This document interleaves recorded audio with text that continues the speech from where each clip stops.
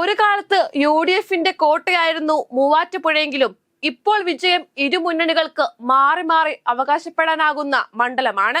2020യുടെ സ്ഥാനാർത്ഥിയൊക്കെ ഇവിടെ UDFോ LDFോ വിജയിക്കുന്നതിന് നിർണായക ഘടകങ്ങളാവുന്നു.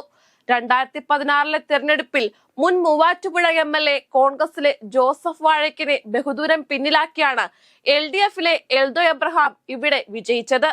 കഴിഞ്ഞ തവണ ഈ എൽദോ എബ്രഹാമിനെ കോൺഗ്രസിലെ മാത്യു കുഴൽനാടൻ 6000-ലധികം വോട്ടുകൾക്ക് തോൽപ്പിക്കുകയായിരുന്നു. SNDP സജീവ പ്രവർത്തകനായിരുന്ന ആളായിരുന്നു 2020 സ്ഥാനാർത്ഥി. ഇത് എൽദോ എബ്രഹാമിന്റെ വിജയത്തെ ബാധിച്ചു എന്ന് വിലയിരുത്തുന്നു. വരുന്ന തെരഞ്ഞെടുപ്പിൽ നല്ലൊരു പ്രവർത്തനത്തിലൂടെ ഇടതുമുന്നണിക്ക് തിരിച്ചുപിടിക്കാൻ കഴിയുന്ന സീറ്റാണ് മൂവാറ്റുപുഴ.